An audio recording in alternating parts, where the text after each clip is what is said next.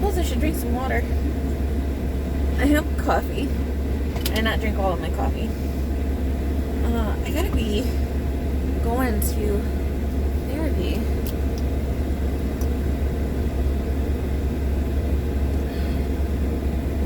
Let's go to therapy. Let's turn that off. Let's open that up. I hate when people park right next to me. Always makes me a little uncomfortable. Like, why are you parking next to me? Who the fuck are you? Why are you up in my business?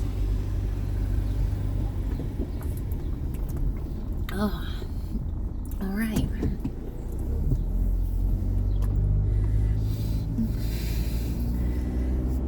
I'm doing pretty good on the homework game.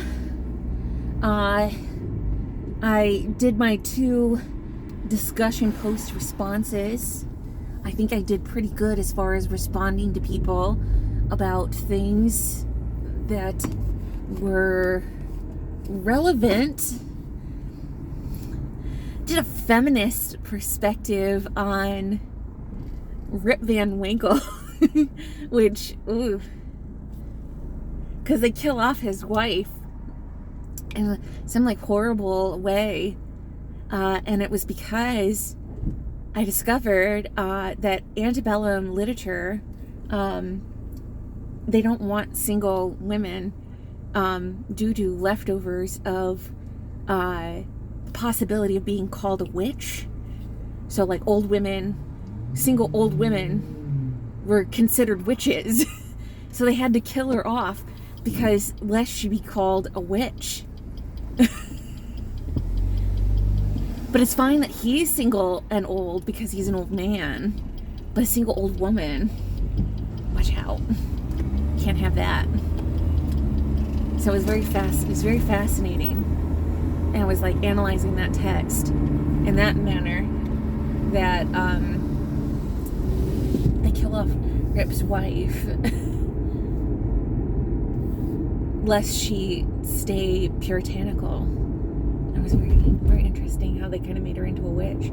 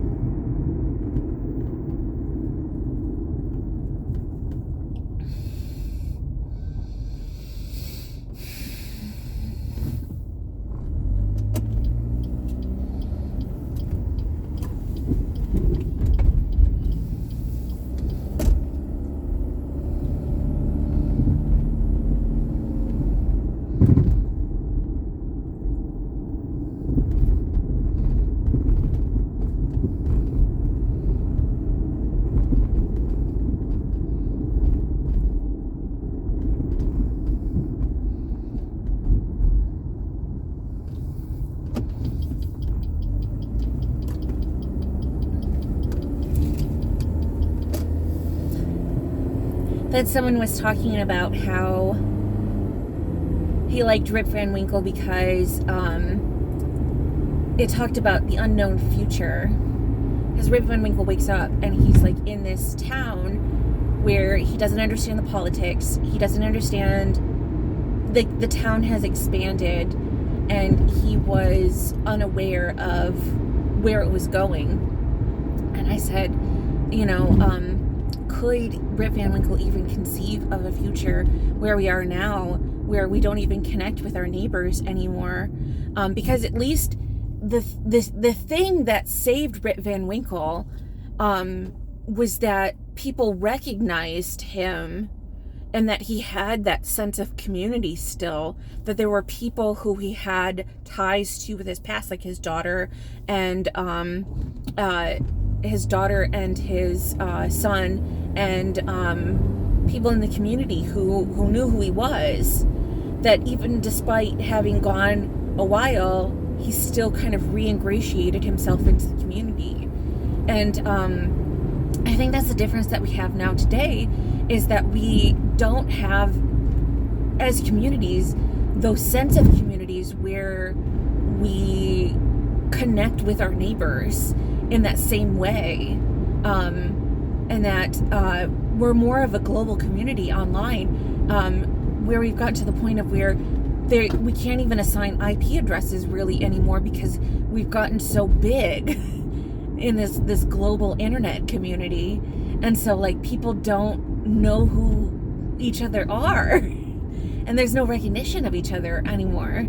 And it's so fascinating that, you know, could Rip Van Winkle even survive a 25-year gap nowadays, because it would just be too much. The gap of time would be too much, and people, like, because people don't have that sense of community, people would not recognize him anymore. And he literally would have no ties to the future or past or present or future. It would just be a man out of time. And I think that's the difference. And that was the moral of the story, is that people are the things that keep us grounded.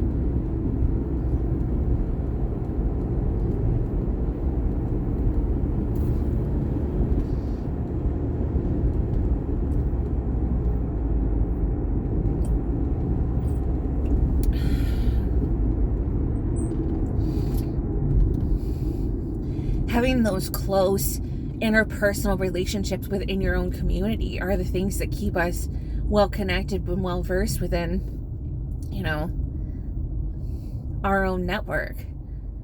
We are, you know, I heard John Green talking about it recently, that the reason why he moved to Indianapolis is that he was kind of on the outskirts, but then eventually he got friends and he ingratiated himself into the community, and that a community is built of individuals. And I thought that was so fascinating.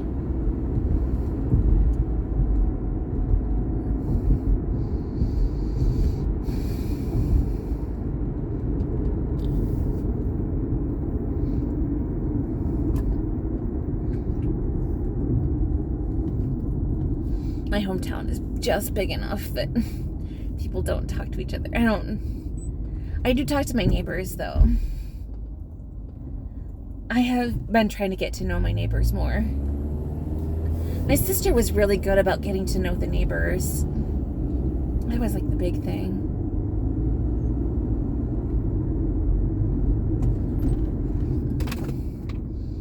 Okay. That cop just pulled out in front of me as I was going, and there's no stop sign for me. I almost hit into him.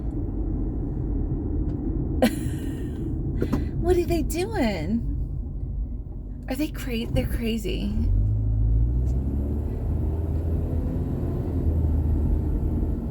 I literally had to brake for a fucking cop. That is so fucked up.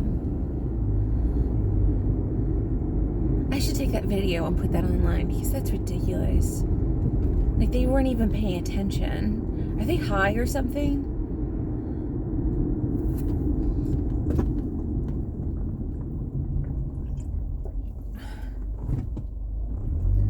Look at that classic car. I just saw like a 1950s Chevy. Brand excellent condition. Just pull around the corner, and it was like on this like perfect little street. I thought I was looking back into the past for a second. I was like, what year is it? That was such a nice shiny car. I thought I stepped into a movie. Oh my goodness. First, I just went through like a whirlwind of emotions. First anger at the cop, and then excitement over that Chevy. Oh my God, that was a beautiful car. It was a beautiful car.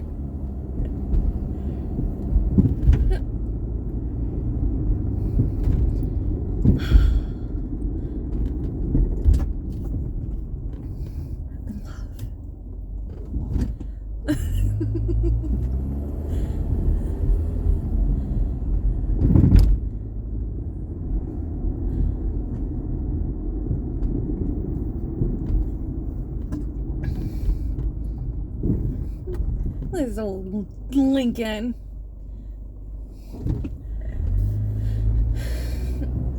It's in pretty good condition too. A little rust. I think there's a little salt on it too. I had a bad winter. Just rinse it off, get a nice car wash, it'll be nice.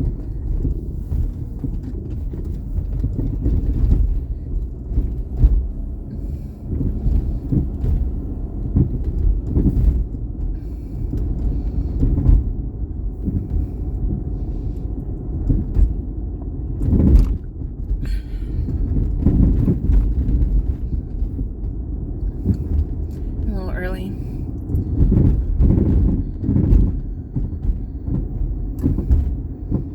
Why is he walking like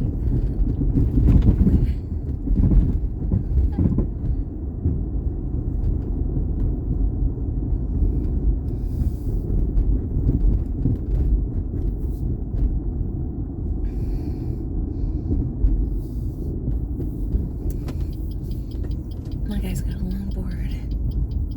Is that a longboard or just a skateboard?